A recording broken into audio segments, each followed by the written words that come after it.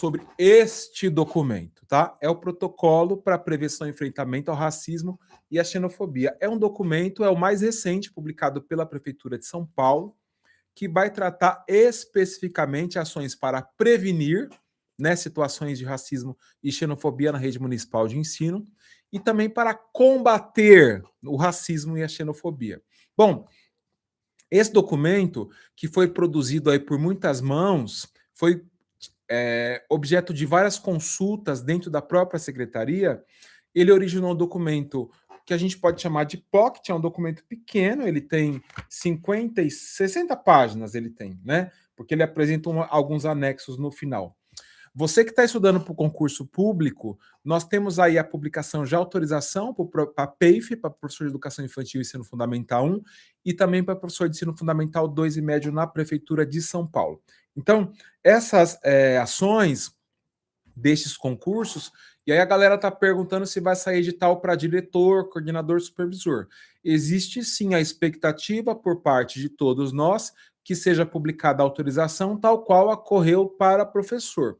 Muito provavelmente, considerando o protocolo que foi publicado agora na finalização da greve, junto com a Secretaria Municipal de Educação, né, com o governo e o sindicato, no final deste ano, a autorização para o concurso do cargo de gestor. Então, você que já é professor da rede, quer prestar o concurso de professor, diretor e também supervisor escolar, aguardemos cenas dos próximos capítulos, muito provavelmente virá aí, daqui um pouquinho vai aparecer essa autorização. A gente acredita que até o final do ano ela seja publicada, tá? E esse documento certamente será tópico do edital, porque é um documento que traz como elemento de discussão uma temática bastante cara para a Prefeitura de São Paulo. Prova disso é que nós temos outros documentos que se relacionam, inclusive, com esse, que é o currículo migrante, o currículo indígena e também o currículo antirracista, que dialoga diretamente com esse protocolo de prevenção e enfrentamento do racismo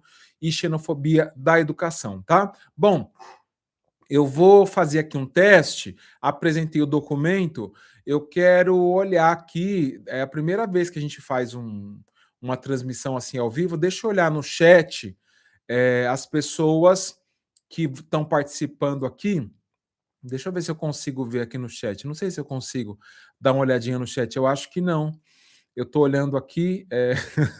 Eu estou olhando aqui os. Escuta, você que ainda não se inscreveu, vou fazer. Você que não se inscreveu no canal, se inscreve, compartilha, chama os colegas para poder assistir, marca a galera aqui para poder vir assistir essa videoaula. Que é importante esse documento. Marcelo, eu não sou da Prefeitura de São Paulo ainda, né? Mas é um documento que a gente utiliza aí, pensando nos encaminhamentos que ele coloca e as proposições desse debate, ele vai, inclusive, versar sobre aspectos que não se singularizam à atuação da rede pública de ensino aqui do município de São Paulo, mas se estende para as redes estaduais, qualquer unidade de ensino do país e do mundo, até eu diria, podem utilizar esse protocolo de enfrentamento ao racismo e xenofobia como prática de ensino aí na sua unidade educacional, porque é uma proposta muito interessante e muito bem elaborada, diga-se de passagem, tá? Então, eu já vou falar, curte, como a Olivia que fala, curte o canal, se inscreve no canal, para você receber a notificação. Bom, então vamos lá? Então, a proposta, porque depois eu vou fazer essa edição, a gente está ao vivo aqui, mas depois eu vou editar e depois eu vou divulgar para vocês também o simulado. Um simulado, você fique até o final, assista toda a videoaula. O objetivo é que você baixe esse documento, ele está disponível aí no site da Secretaria. Se você colocar no Google Prevenção e Enfrentamento ao Racismo e Xenofobia, Prefeitura de São Paulo, documento curto, é importante que vocês façam a leitura na íntegra e a partir dessas leituras com essa videoaula, eu vou disponibilizar um simulado para a gente poder fazer a correção depois. Você sabe que concurso público, ele é... Marcelo, eu sou muito inteligente, eu não preciso estudar para concurso. Concurso público não é mera inteligência. Está associado à disciplina, esforço, à dedicação, e vocês sabem disso. Quem já é concursado e quem já prestou prova de concurso sabe que quanto mais eu me dedico, quanto mais eu tenho uma organização para estudar, um planner de estudos, melhor é o meu resultado. Então, antes de falar sobre esse plano de estudos, eu tenho um curso preparatório para o concurso da Prefeitura de São Paulo. Você sabe que da publicação do edital até a data da prova, habitualmente, a banca dá de 2 a 3 meses. Eu conto porque no curso fazemos 12, de 10 a 12 encontros, a depender do edital.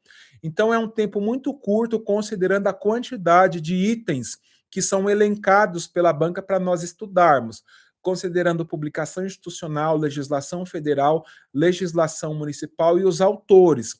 Então, no último edital do concurso, foram mais de 120 tópicos para estudar. Então, para eu dar conta de tudo isso em 3 meses, é muita coisa. Por isso que é importante a gente começar a estudar antes. No curso pré-edital que nós já iniciamos, eu estou trabalhando aí com o pessoal 30 tópicos de estudo. Muito, inclusive esse aqui eu não tinha colocado, acrescentei, que certamente vai estar no edital. Então, vamos lá? Vamos começar a conversar sobre o protocolo? Bom, então eu vou compartilhar minha tela aqui com vocês para a gente poder pensar e refletir sobre os aspectos aí colocados dentro do documento, tá?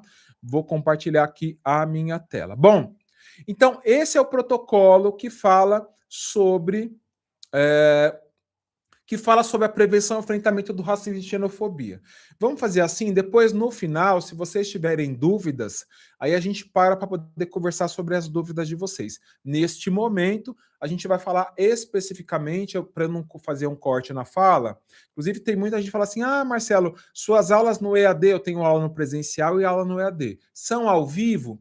Eu não gosto de dar aula ao vivo e gravar aula ao vivo, porque as intercorrências e os diálogos depois comprometem. É legal uma aula fluida, né? A gente sabe, quem já fez curso EAD sabe o que eu estou falando. Se o pessoal ficar falando muito prolixo, as pessoas entram e fazem umas perguntas nada com nada, infelizmente isso acontece, e aí isso acaba comprometendo a fluidez da aula. Então vamos lá. Olá, pessoas! Professor Marcelo falando, eu sou supervisor escolar na Prefeitura de São Paulo, e também atuo com formação para concurso. Eu sou doutor em educação, pós-doutorando pela Universidade Federal de São Paulo, e a gente vai conversar sobre este documento, que é o Protocolo de Prevenção Antirracista. Marcelo, eu quero um! Como que eu faço? Eu mostrei o documento de cabeça para baixo, né? Como que eu faço? Esse documento você consegue baixar na internet, como eu já disse aqui no início, tá? Então, esse protocolo de prevenção é um documento que é fruto de uma discussão na rede e ele surge de uma demanda. Sim, a nossa educação, infelizmente, ela é permeável por diversas questões sociais, felizmente, infelizmente, mas essas mazelas, o racismo, a xenofobia, a LGBTfobia e outras mazelas, elas entram na escola porque elas fazem parte da nossa sociedade. A nossa sociedade, já dizia o professor Silvio Almeida no livro Racismo Estrutural, ela é estruturada em cima do racismo, né? Então, esse documento vai orientar ações e encaminhamentos a serem adotados por parte das unidades de ensino quando constatadas situações racistas e xenofóbicas nos espaços educativos, tanto aquelas que os estudantes são submetidos, quanto os profissionais da educação, inclusive familiares. E ele tem uma pergunta disparadora: como surge esse documento? O documento surge para responder a pergunta de que como nós podemos garantir, né, a garantia de uma intervenção rápida e eficaz, acolhedora em situações de racismo e xenofobia, evitando com que essas situações se repitam. E ele traz o conceito de racismo. O racismo está diretamente associado às perspectivas de discriminação com base nas características físicas, nas características étnicas, nas características culturais e também nas características religiosas. Nós temos o racismo religioso, infelizmente, né?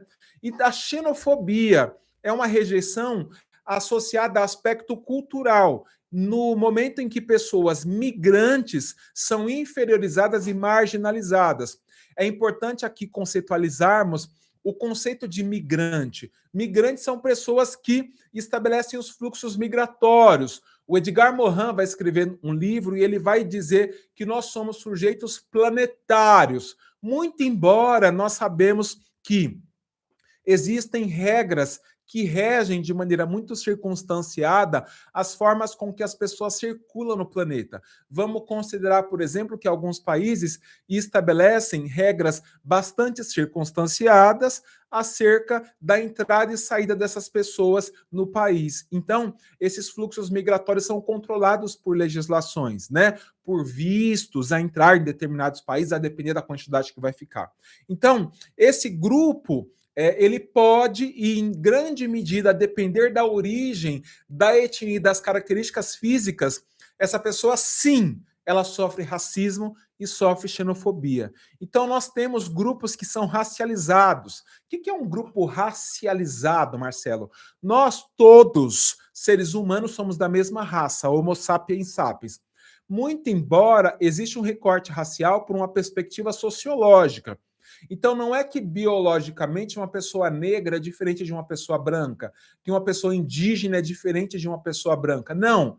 Mas, socialmente, existe um recorte social, inclusive essa distribuição que é desvantajosa, fazendo com que pessoas negras e pessoas indígenas sofram preconceito por conta da sua condição. O ambiente escolar, por conseguinte, estando inserido dentro da sociedade, sofre aí também impactos dessas ações que, de maneira deliberada, também impactam nas aprendizagens e no desenvolvimento social, emocional e espiritual desses sujeitos, tal qual estabelece, por exemplo, a Resolução 4, que vai falar das diretrizes gerais da educação básica, a Resolução 5, que vai falar das diretrizes gerais para a educação infantil.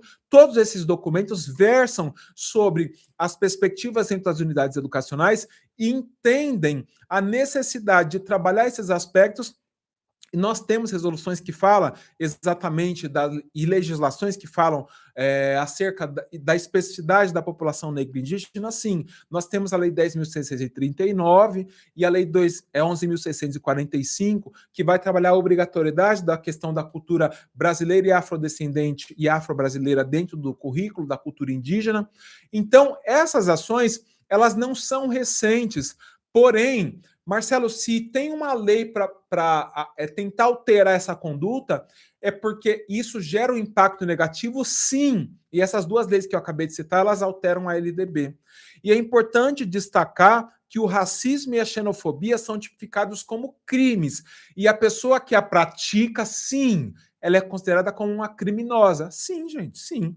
Porque se a pessoa é racista, a pessoa, pela legislação brasileira, ela cometeu um crime e quem comete um crime é criminoso. Nossa, Marcelo, eu não sabia. Bom, existem sim algumas pessoas que são tratadas de maneira privilegiada quando circulam pelo planeta? Sim, sim. E nós sabemos quais são, e vou falar para vocês, tá? Então, a sociedade brasileira, ela estabelece de uma maneira bastante circunscrita a miscigenação da população. Então, nós somos uma população muito miscigenada. Quando nós viajamos para outros países, por exemplo, quando você vai para a França, sim, tem miscigenação, como os Estados Unidos, sim, tem miscigenação, muito embora algumas culturas e alguns países, por condutas racistas e xenofóbicas, eles inclusive rejeitam até a interação e até o relacionamento afetivo entre pessoas que são de outras nacionalidades. E nós sabemos que sim. O Brasil, ele ainda é um país, e é um país por conta de ser construído a partir dessas especificidades, cria uma possibilidade maior, muito embora haja aí, dentro dessa conjunção, várias intercorrências. Você sabe que São Paulo, a cidade de São Paulo é a mais populosa da América Latina, tem quase 12 milhões de pessoas. E aí depois vem a cidade do México, com quase 9 milhões de pessoas. O fluxo migratório dentro da cidade de São Paulo é muito grande. E as cidades, você que vai ser professora efetiva da rede, amém, igreja? Você que vai ser diretor, coordenador, supervisor, essas pessoas precisam entender que dentro das unidades de ensino, nós temos um fluxo muito grande de pessoas que circulam dentro dessas unidades e que, em grande medida, algumas delas, sim, são pessoas de outras etnias. E talvez elas não sejam nascidas em outros países, mas os seus filhos, né, são, ou melhor, os seus pais são de outros países, e aí eles acabam sendo imersos dentro dessa cultura. Então, por que a diferença no tratamento de interação entre pessoas migrantes? O texto vai trazer esse questionamento. Quais pessoas migrantes são mais bem acolhidas? As pessoas migrantes originárias de qual país são socialmente valorizadas e quais são desqualificadas? A cor da pele influencia e o pertencimento, sim. Então, por exemplo, nós sabemos que pessoas que são norte-americanas, pessoas que são francesas, a pessoa que é alemã, essa pessoa ela é bem tratada, sim, ela é bem quista, ela é recebida de uma maneira privilegiada nos diversos espaços de convivência, sobretudo se ela tem um alto poder aquisitivo, se ela tem dinheiro. Do contrário, se nós olharmos, por exemplo, os venezuelanos, os bolivianos, os haitianos, essas pessoas, até por conta da condição financeira, mas não só pela condição financeira, mas pela própria cor da pele, e aí o texto vai tratar o conceito de interseccionalidade. O que é interseccionalidade, Marcelo? É quando eu estabeleço várias características e essas características perpassam e, inclusive, vão se cruzando entre si. Então, quando a gente fala de xenofobia e de racismo, eu estou falando de duas características. Eu vou dar um exemplo para vocês. Por exemplo, se a pessoa é mulher, deficiente, é, migrante e negra, ela tem quatro fatores, então aumenta as características e os fatores de interseccionalidade. Percebe que são grupos que socialmente são desprivilegiados e tratados com demérito, porque sim, nossa sociedade é racista, nossa sociedade é xenofóbica, nossa sociedade ela trata de maneira diferenciada mulheres, inclusive de maneira depreciativa, e também pessoas com deficiência, tá? Então o texto vai dizer que essas manifestações elas se configuram de forma explícita, né?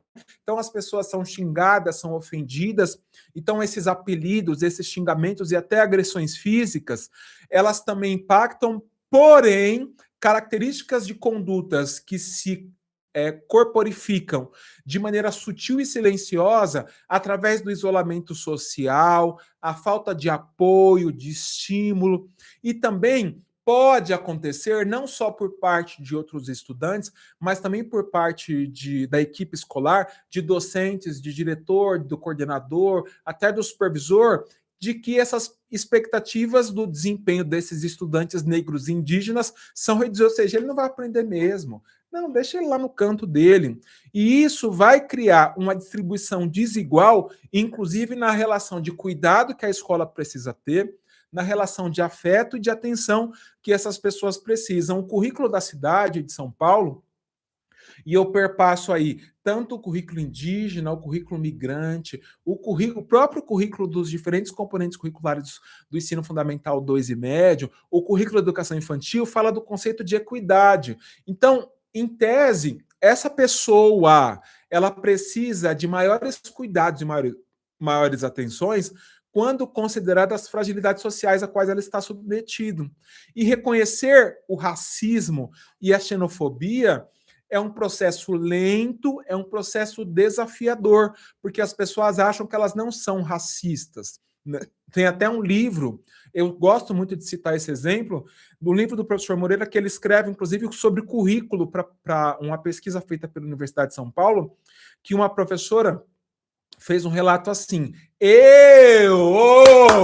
presta atenção aqui, presta atenção na aula do professor, hein? Ó, a professora diz assim: eu não sou racista, eu trato todos os meus alunos negros como se eles fossem brancos. Percebe? E é muito comum as pessoas falarem assim: ah, não foi isso que eu quis dizer, se desculpar e achar que isso pode ser naturalizado. Presta atenção, o documento diz que essas ações, mesmo sendo silenciosas, subjetivas, elas não podem ser aturadas e consideradas como uma forma de brincadeira ou como liberdade de expressão, porque isso não é liberdade de expressão, tá? Bom, e aí, dando continuidade, o protocolo vai pensar em uma intervenção imediata da situação colocada, acolhimento das vítimas, dos bebês, crianças, os estudantes, as pessoas adultas ou idosas, a orientação à pessoa adulta envolvida no ato discriminatório, quem cometeu essa ação, né, esse crime, esse ato discriminatório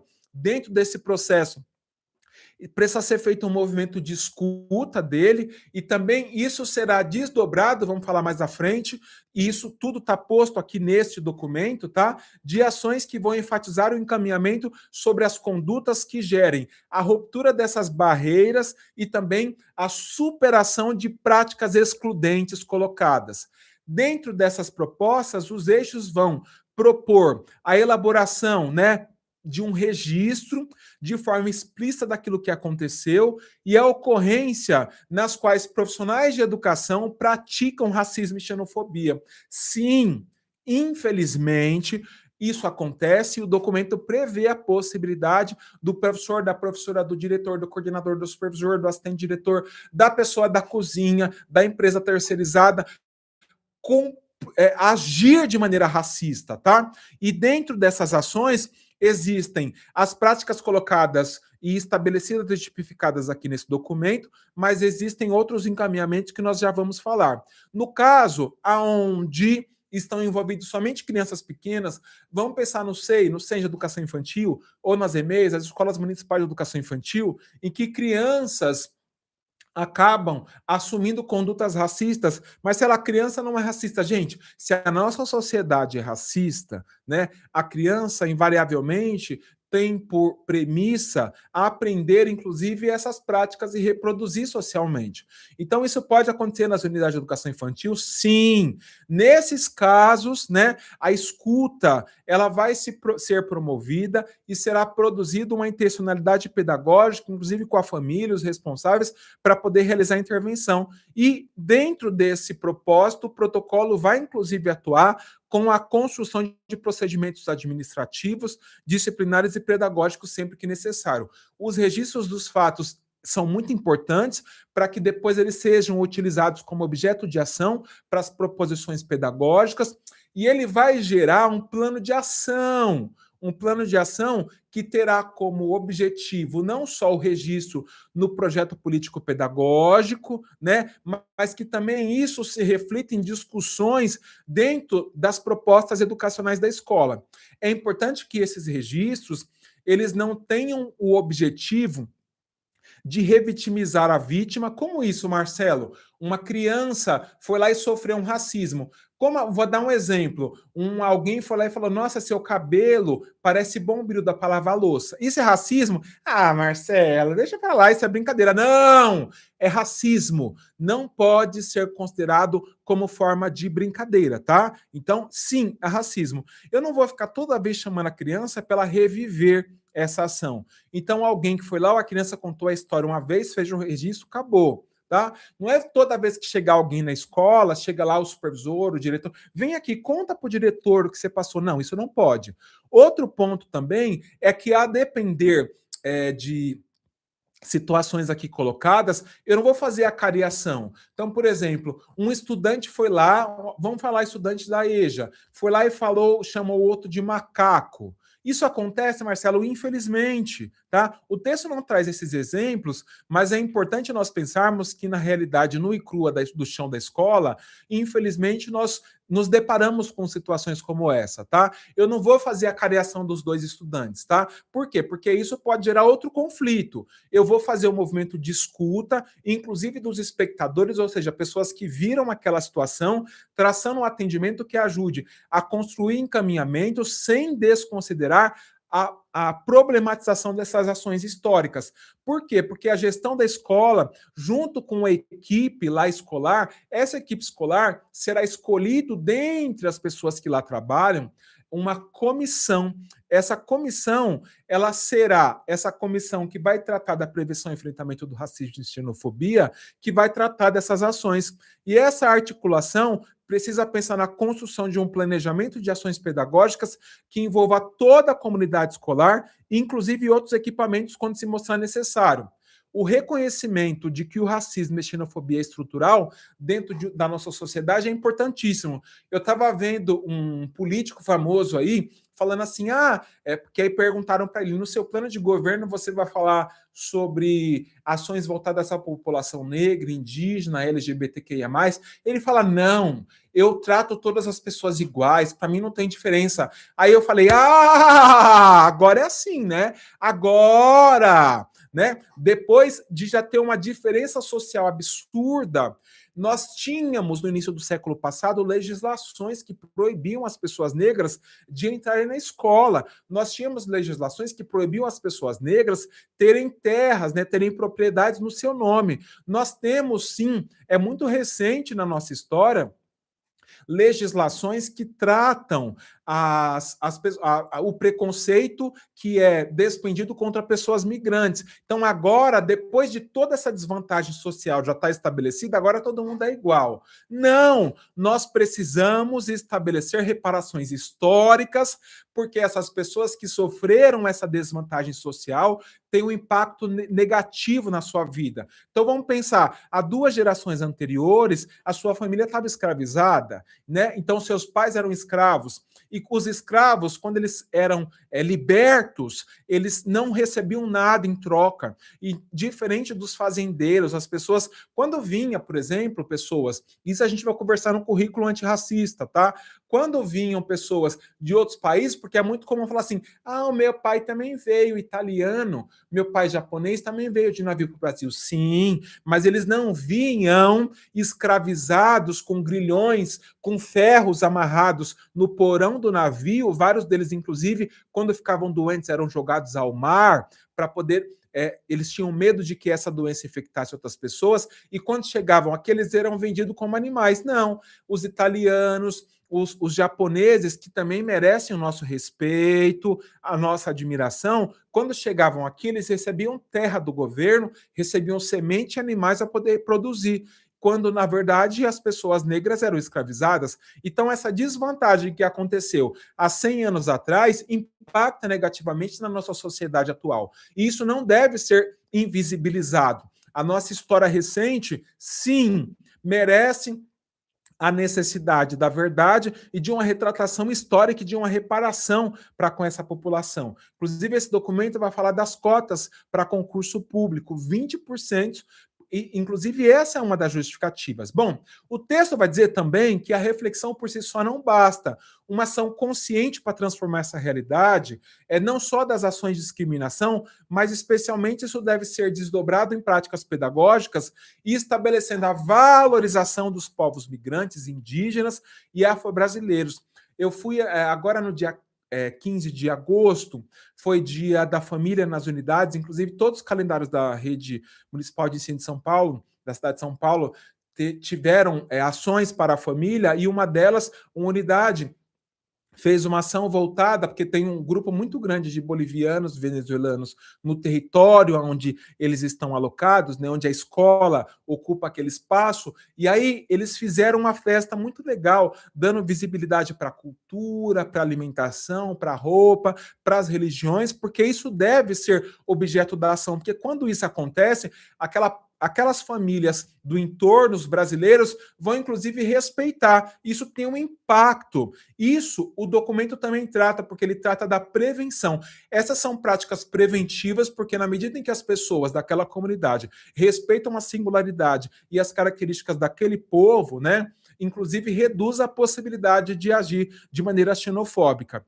As intervenções pedagógicas também tratadas no documento vão combater ao machismo, a LGBTfobia, o etarismo, que é aquela envidada para pessoas mais idosas, como no caso da EJA, o capacitismo também, que são maneiras de tratativas diferenciadas, e até a fobia de pessoas, público-alvo de educação especial, que são as pessoas com deficiência, transtorno global de desenvolvimento, altas habilidades e superdotação, e tantas outras mazelas presentes na nossa sociedade. E aí o documento apresenta um fluxograma.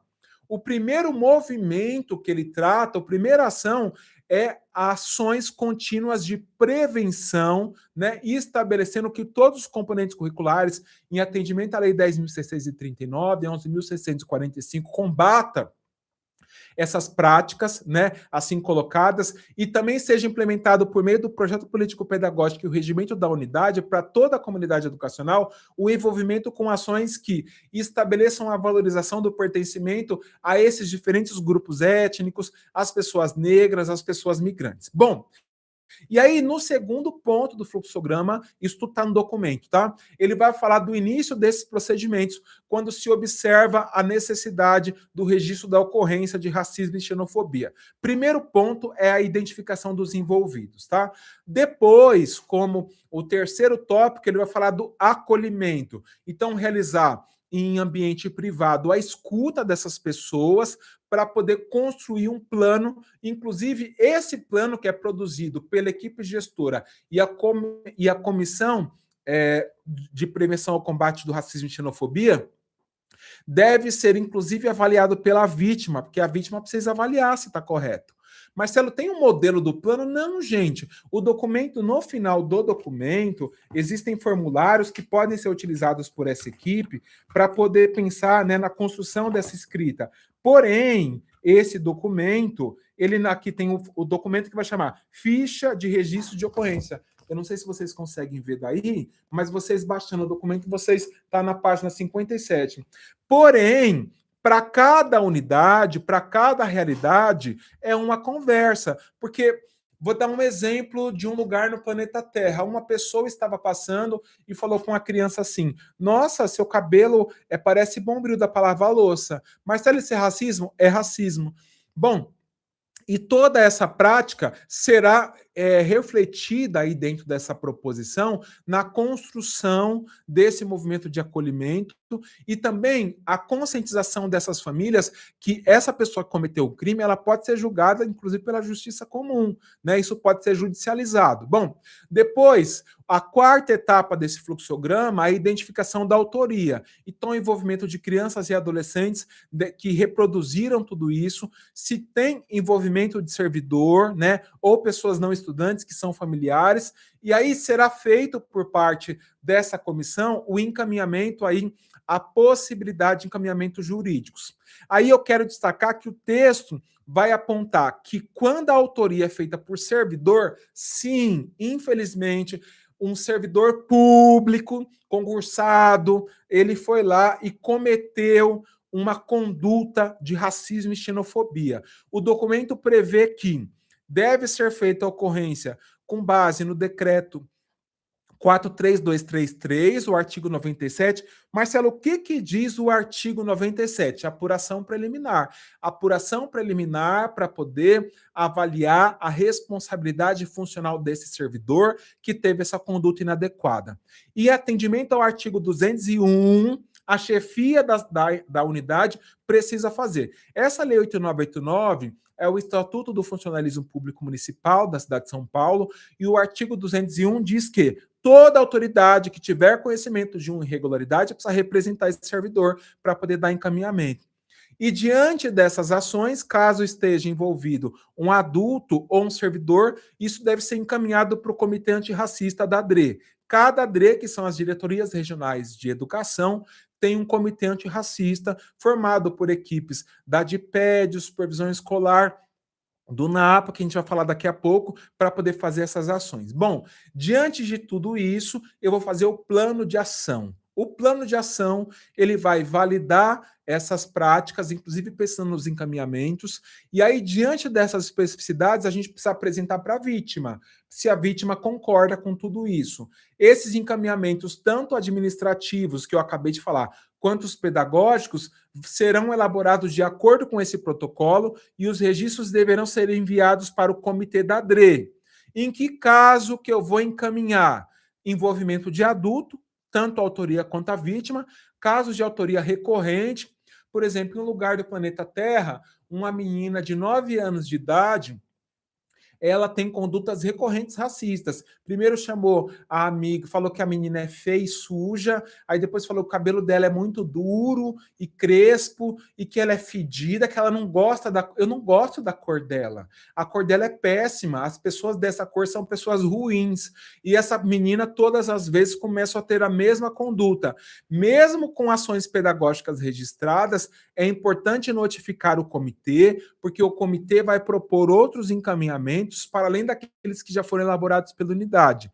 E nos casos em que a vítima indique a discordância do plano de ação, isso também vai ser encaminhado para o comitê, tá? Os encaminhamentos pedagógicos são observados em casos onde a autoria não são recorrentes e também casos nos quais as vítimas indiquem a concordância com o plano aí produzido. E o comitê antirracista, Marcelo, presta atenção na aula do professor. Isso vai cair na prova, isso é muito caível, tá? Quais são as competências do comitê antirracista? Primeiro, fazer o registro do monitoramento contínuo dessas ações.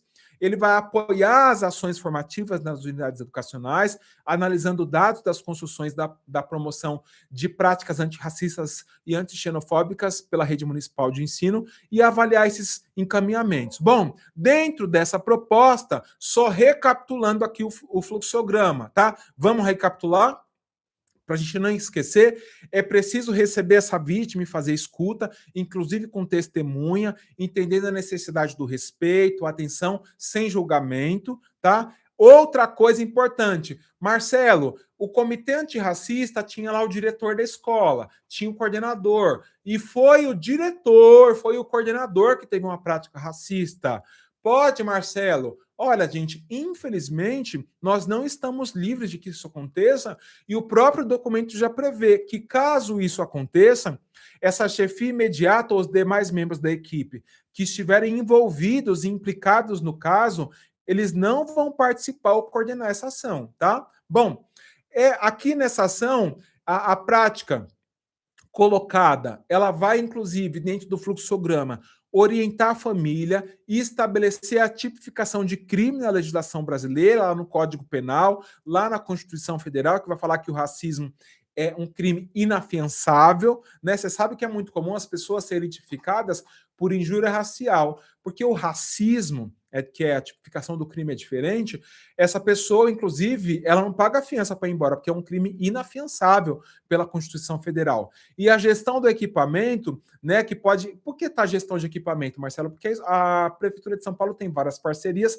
e esse documento ele é implementado também nessas redes, né, que recebem dinheiro da Prefeitura para poder trabalhar, e o próprio CEL, né, o Centro de Educação Unificado também. Bom, e aí, o caso a equipe responsável pelo acolhimento considere necessário, vai encaminhar o caso para a comissão antirracista, mesmo que não esteja dentro das especificações colocadas, tá? É importante evitar reuniões conjuntas, então, que é aquela cariação que eu falei, das vítimas e os agressores, porque isso tende a ampliar os problemas e constrangimentos. Quando está envolvidos menores, eu preciso comunicar os responsáveis e o servidor pode optar pelo acompanhamento do comitê antirracista quando está envolvido. Marcelo, presta atenção aqui, ó. Risca, assina, marca aí no seu caderno que o comitê antirracista da unidade educacional é responsável pelo acolhimento. E quem é formado? No mínimo, pode ser mais, tá? No mínimo 3 membros, que é um de cada segmento, um da gestão, um do quadro de apoio, que é o pessoal que é ATE, o agente de organização escolar, e da equipe docente. Da gestão, então, é o diretor, coordenador ou, então, o assistente de direção. Essas pessoas também têm que ter suplentes. Depois tem uma instrução normativa, que a gente conversa em outro momento, que vai regulamentar essas ações, tá? Agora, vamos lá. Quando a autoria é o estudante, né? É o estudante entrar em contato com a família para dizer que teve um ato de racismo e xenofobia, realizar o registro dessa conversa com os autores e familiares e explicar a natureza dessa violência. Outro ponto importante que o documento cita é a Instrução Normativa 20 de 2020. O que é a Instrução Normativa 20 de 2020, Marcelo?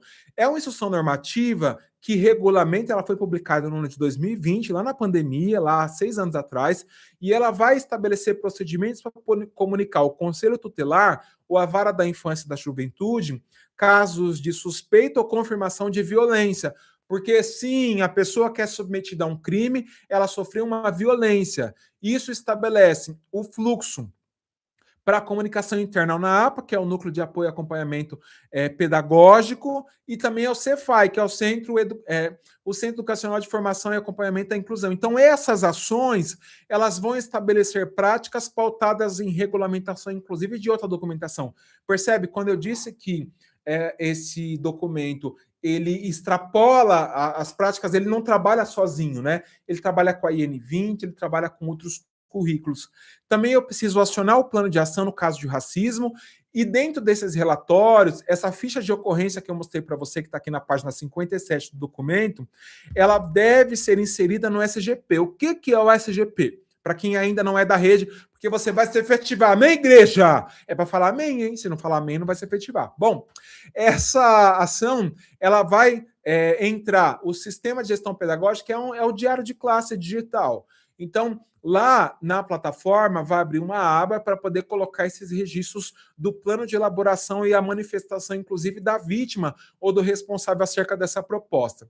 Em caso de autoria recorrente, ou no caso, como eu já disse para vocês, que a vítima, né, que a quem sofreu racismo e xenofobia discorde, o comitê antirracista da ADRE vai ser acionado, tá? Cada uma das 13 IDREs tem um comitê antirracista.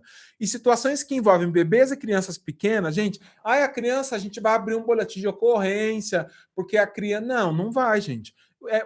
Marcelo, mas acontece? Sim, infelizmente, na educação infantil.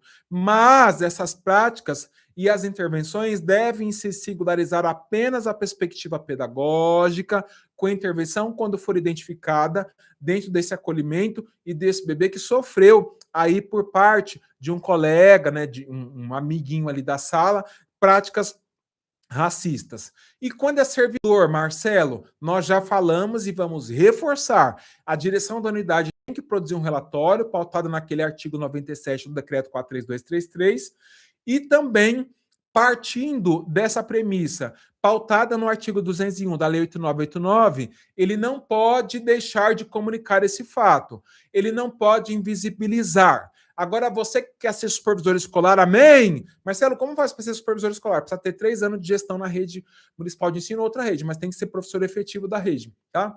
Ele vai ser acionado. Então, a supervisão escolar será acionada para poder apoiar essa equipe e garantir os encaminhamentos pautados em consonância com a legislação. Então, o supervisor também é citado aqui nessa perspectiva. Marcelo, terá concurso de direção, de gestão para supervisão? Sim, terá, gente. A proposta é que saia até aí o final do ano essa autorização. Não sabe como estudar para o concurso? Chama a Dani aqui, já chama, ela vai colocar aqui no chat o número do WhatsApp dela e já adquire o curso pré-edital para você já começar a estudar. Eu disse logo no início que da publicação do edital até a data da prova, habitualmente, a banca dá 3 meses, é pouco tempo, considerando a extensão do edital, que muito provavelmente tem mais de 120 itens para poder estudar, tá? Então vem estudar comigo que é sucesso. Continuando aqui. O plano de ação contra o racismo e xenofobia, ele vai ser pensado aí dentro dessa lógica para poder fazer intervenção e todos os registros devem ser encaminhados para o Comitê Antirracista da ADRE, tá? Bom, e quando são pessoas efetivas que nós já falamos, esse relatório vai entrar no processo SEI. O processo SEI é um sistema digital onde a direção da unidade vai submeter para poder solicitar a abertura de apuração preliminar para avaliar a responsabilidade funcional. Marcelo, e quando é unidade parceira, Marcelo? Quando é creche, por exemplo, existem algumas unidades parceiras da Prefeitura de São Paulo que atendem público-alvo da educação especial, que são as pessoas com deficiência, transtorno global de desenvolvimento, altas habilidades e superdotação. A supervisão escolar, que faz o acompanhamento dessas ações, deve produzir um ofício. Isso deve ser protocolado no gestor de parceria, que toda ADRE tem um, que vai acionar o responsável pelo equipamento para poder encaminhar a oficialização do caso. Quando é estagiário, deve encaminhar o memorando para o setor responsável para as providências, para entender a dosimetria, para saber se essa pessoa vai continuar ou não com o estágio. E quando é prestador de serviço, Marcelo, quando é uma pessoa que trabalha na cozinha, quando trabalha na limpeza, está prestando um serviço, existe o ateste. Nesse ateste precisa apontar fora as outras medidas cabíveis. E quando são familiares ou outros membros da comunidade, é importante fazer a coleta desses dados e informar essas pessoas as diretrizes da secretaria para poder fazer o enfrentamento. O plano de ação, volto a dizer, ele deve ser elaborado dentro do contexto da unidade, identificando as ações necessárias, considerando aquelas ações. Vai propor estratégias, estabelecer um prazo. Não é um documento prolixo com começo que não tem final. Eu tenho que estabelecer um plano de ação para saber quando eu começo, quando eu termino. Quais são os recursos que vão ser envolvidos na execução? Quais são as pessoas que vão atuar?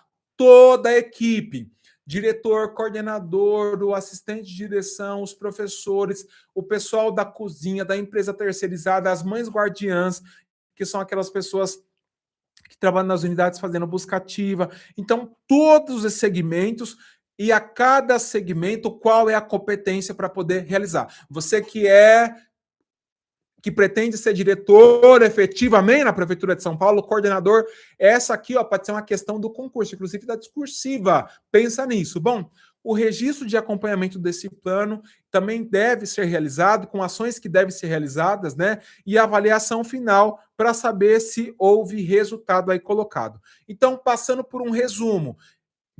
Mais um resumo, Marcelo, sim, para a gente não esquecer. E o documento, ele retoma, assim, várias vezes essas práticas, né? Realizar o acolhimento da vítima, identificar a autoria, informar os agressores dos encaminhamentos pedagógicos, informar o NAAPA e o Cefai por meio da sua normativa 20/2020, com necessidade também de notificação ao Conselho Tutelar, informar o supervisor escolar e o gabinete da Diretoria Regional de Educação, né, junto com a diretora regional, aí, para poder estabelecer a aplicação de medidas administrativas, inclusive caso haja necessidade de apuração preliminar, encaminhar aí a ocorrência para o Comitê Antirracista, e o Comitê Antirracista vai elaborar e compartilhar essas ações. A supervisão escolar é responsável? Sim! Vai compor comissão de apuração preliminar em casos de que envolva servidor público, pautado no decreto 4233, que vai pensar aí nessa especificidade de avaliar se tem responsabilidade funcional e estabelecendo, de acordo com a conduta observada, a dosimetria da aplicação, ou uma repreensão para esse servidor, ou uma suspensão de 1 a 5 dias, e se o que exceder disso encaminha para a Procede, né, dentro da Prefeitura de São Paulo, nós temos um órgão que vai fazer, inclusive, apuração preliminar de casos bastante exacerbados, de pessoas, vão pensar, uma conduta de uma pessoa que, sei lá, acabou agredindo um servidor. Às vezes, 5 dias de suspensão é pouco. A supervisão escolar vai encaminhar para outros encaminhamentos. A DIPED, que é a divisão pedagógica, vai articular dentro do Cefai do NAAPA o acompanhamento desses estudantes que foram vítimas. O DICEL, né, a divisão a DICEL, que é a Divisão de Centros Educacionais Unificados, vai apoiar a elaboração e essa comunicação de ocorrência. O documento vai falar da rede de apoio, que são locais onde podem colaborar com essas práticas. Então, nós temos na Secretaria o Núcleo de Gênero e Diversidade, que pode apoiar essas ações e intervenções, entendendo, gente, que a escola não tem poder de polícia, a escola tem o poder formativo, tá? Então, nessas ações, a formação é um instrumento de enfrentamento à xenofobia. Então, junto com os profissionais de educação, no PEA, que é o Projeto Especial de Ação, no horário de GEV, que é a Jornada Especial Integral de Formação, nas reuniões pedagógicas, essas ações podem contar com o apoio de todos esses órgãos aí, assim a gente pode chamar, para poder, inclusive, trabalhar com a formação, para poder combater e prevenir também. A prevenção é algo importante. Quando o documento é produzido, ele tem como objetivo, não é combater, ele tem como objetivo prevenir para que essas ações dentro dessas conjecturas nem aconteçam. Então, nós temos também o Núcleo de Educação para as Relações Étnico-Raciais, que é o NEER, o NAAPA, que a gente já citou várias vezes aqui, que é o Núcleo de Apoio e Acompanhamento à Aprendizagem, o NICE, que é o Núcleo Intersecretarial de Saúde da escola, a comissão de mediação de conflito que a escola tem, às vezes pode ser acionada para poder fazer esse diálogo, o Centro de Referência da Promoção da Igualdade Racial, que já é em outra secretaria, mas também pode apoiar as ações, o Centro de Referência ao Atendimento para Imigrantes, o Núcleo de Prevenção à Violência e o Centro de Referência LGBTI+, aqui da Prefeitura de São Paulo. É importante que o projeto político-pedagógico, isso o documento estabelece, que o projeto político-pedagógico tem uma análise sociodemográfica e etnográfica do território, para saber quantos estudantes. O currículo migrante vai dizer, por exemplo, nós temos uma incidência muito grande. Ó, a ADRE hoje, se a gente for fazer um recorte pensando nos estudantes migrantes, a ADRE da Penha é onde mais tem migrantes. Aí depois vem Jaçanã Tremembé e assim vai. Então, e qual é. Isso está no currículo migrante, tá? E qual é, Marcelo, a incidência maior de pessoas de outra nacionalidade? Nós temos muito bolivianos, muitos venezuelanos, haitianos, e inclusive a quantidade menor que nós temos, tem uma contagem do ano de 2022, naquela época, tá? E agora pode ser que o número seja menor ou maior, 70 norte-americanos que estudam na nossa rede. Então, nós temos pessoas japoneses, pessoas que vêm de outros países. Como eu já disse, a cidade de São Paulo tem um fluxo migratório muito grande, né? E abordar essas temáticas é obrigação dos profissionais de ensino, inclusive integrando-as ao currículo. E atenção a esses espaços de participação. Nós temos aí a necessidade de participação no conselho de escola, na associação de pais e mestres, na comissão de mediação de conflitos, no Grêmio, tanto de pessoas migrantes e de pessoas que possam apoderar essa mediação aí colocada. O documento vai dizer que é inadmissível.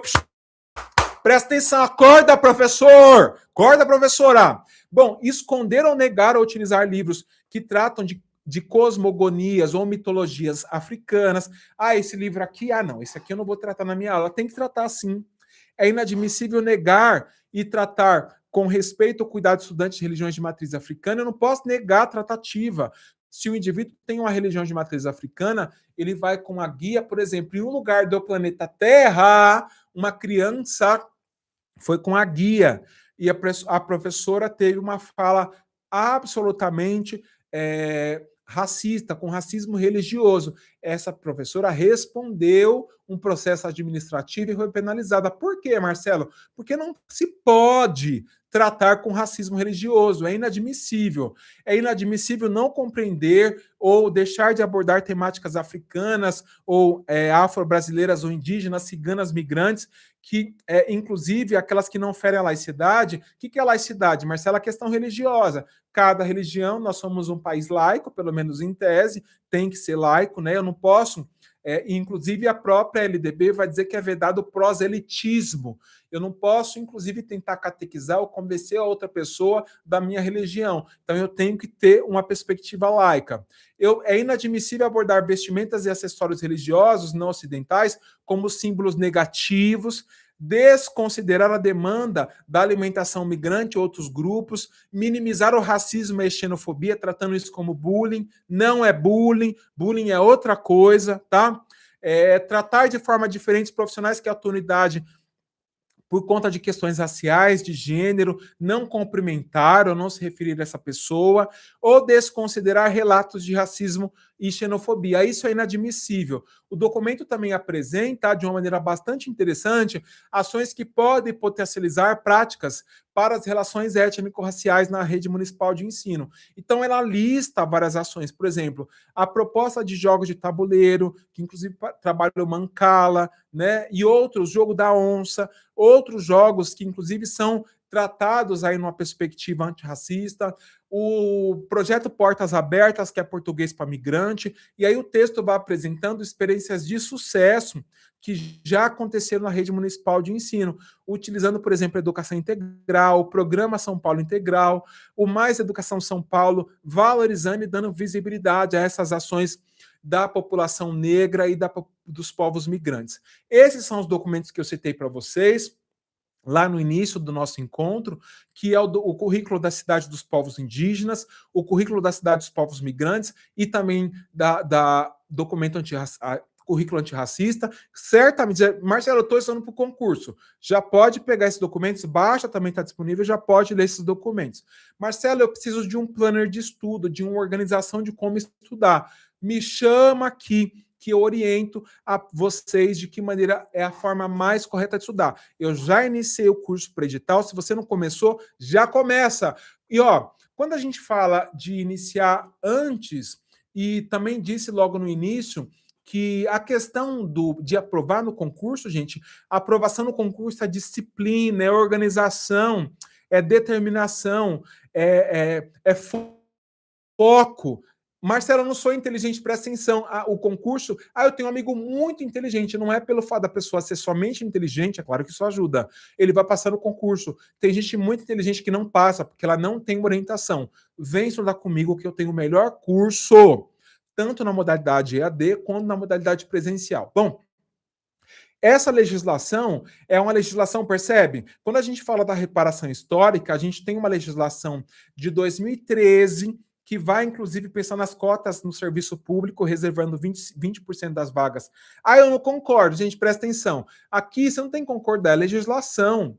É legislação.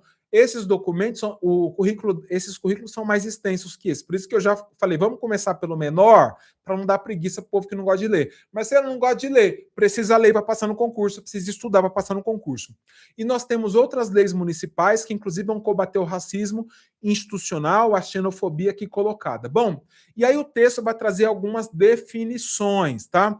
Importante destacar que o conceito de raça, que nós já falamos lá no início da aula, o conceito de raça é um conceito de raça que perpassa a questão social e não biológica, tá? O texto vai falar do racismo estrutural, que é aquele que descreve o sistema de desigualdade profundo e enraizado na nossa sociedade.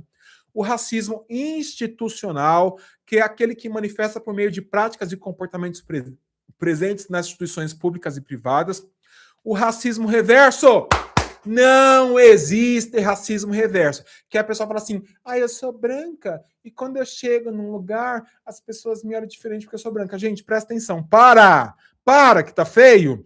Tá escrito isso no documento, tá? Não existe racismo reverso, porque a nossa sociedade nunca se organizou estruturalmente para tratar pessoas brancas como inferiores, que foi o que aconteceu com pessoas negras. Então, se isso cair na prova, já sabe. Não existe racismo reverso. Racismo religioso, que é aquele que está associado à existência de práticas de violência, quando pessoas são maltratadas e até mortas por conta da sua religião, tá? O racismo recreativo, que são piadas maliciosas que as pessoas fazem. Você sabe que aonde eu trabalho agora, essa ADRE que eu trabalho, eu estou desde 2021, na pandemia, 2021, em 5 anos. E quando eu pedi remoção para cá, eu fui fazer uma visita em um lugar do planeta Terra, e aí uma professora olhou, a diretora me apresentando a escola, né? Eu sou supervisor escolar, e o diretor apresentando, aí falou assim: olha, esse aqui é o supervisor da unidade. E aí a professora falou assim: nossa, esse é o supervisor, mas o outro era tão branquinho. Eu olhei para ela, quando eu olhei para ela, no meu olhar, a professora já percebeu, ela falou assim, ela já pediu desculpa, não foi isso que eu quis dizer. Eu falei, mas eu não falei nada. Eu falei, mas você foi racista. Ela falou, eu falei, é melhor não consertar, professora. Porque não tinha o currículo antirracista, não tinha o protocolo de prevenção e enfrentamento do racismo e xenofobia, só fizemos uma conversa, mas percebe que sim, as pessoas têm dificuldade de reconhecer porque o racismo está naturalizado, ele é estrutural. O racismo contra pessoas indígenas também é tratado. Também o preconceito racial, que é a discriminação que se baseia na etnia da pessoa. Essa discriminação que é um comportamento que trata a pessoa de maneira desigual. Ela não ofende, ela não xinga, mas ela trata de forma desigual. A injúria racial, que é quando a pessoa ofende por conta da nacionalidade, da origem racial, e a conduta e o conceito colocado de antirracismo. O texto também fala da xenofobia, que é a rejeição aí, atrelado a essas pessoas estrangeiras, a branquitude, o texto trata o conceito de uma maneira mais ampla da branquitude, que é a posição de privilégio que foi se consolidando na nossa história, especialmente por meio do colonialismo e pelo imperialismo, dizendo aí que essas características individuais podem estabelecer uma relação de poder. Bom, o texto também fala da LGBTfobia, então não são raras as vezes em que pessoas, né, lésbicas, gays, bissexuais, transgêneros, intersexuais, né, que são e também outras pessoas de outras orientações sofrem preconceito. Isso é inadmissível. O documento fala da homofobia, que é um termo onde estabelece um preconceito quando pessoas que se relacionam com outras pessoas do mesmo sexo. Transfobia, que são pessoas que apresentam uma identidade de gênero diferente daquela que é atribuída no nascimento, sexo biológico, e sofrem preconceito dentro do espaço escolar, que é o nosso campo de atuação. O texto também fala do etnocentrismo, que é a tendência da gente considerar práticas e valores próprios a um grupo superior. A pessoa, então eu sou europeu. Não, gente, presta atenção. O texto fala também da diversidade e da equidade. Esses são todos os conceitos aí tratados no documento. Então, eu acho que eu consegui passar aqui por todo o documento.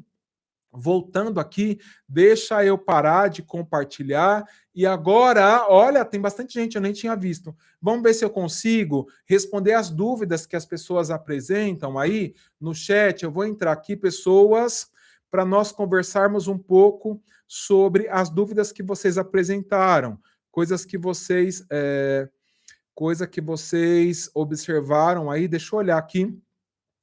Eu estou entrando aqui no chat.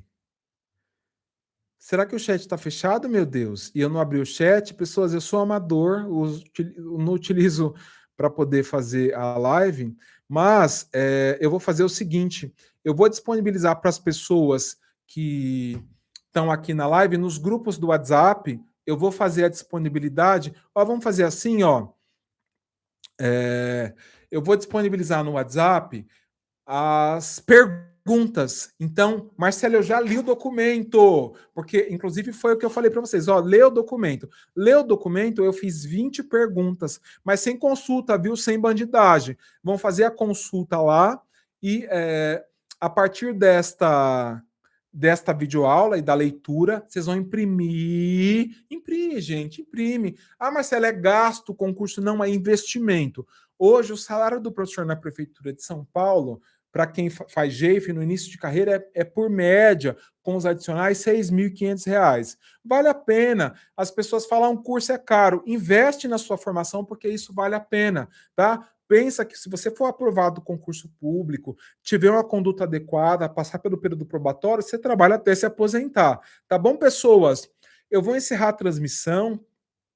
Amanhã nós vamos nos encontrar às 18 horas. O pessoal falou que eu tinha marcado o horário errado, para poder fazer a correção das questões que eu vou disponibilizar agora, daqui a pouquinho, para vocês aí no grupo do WhatsApp. Marcelo, eu não estou no grupo do WhatsApp. Eu não sei se eu consigo marcar alguma coisa aqui. Gente, eu ainda vou conseguir trabalhar direitinho aqui no YouTube, que acaba não utilizando. Professor, por que você veio para o YouTube? Aqui eu acho que é mais fácil para poder expor os slides, e fica gravado de uma maneira mais sistematizada para vocês conseguirem olhar depois, tá? Então, chama no WhatsApp, eu vou verbalizar aqui, e depois a gente conversa sobre esses assuntos. Então, o WhatsApp, a Dani, que faz o atendimento do pessoal, quem quiser comercializar, comprar o curso,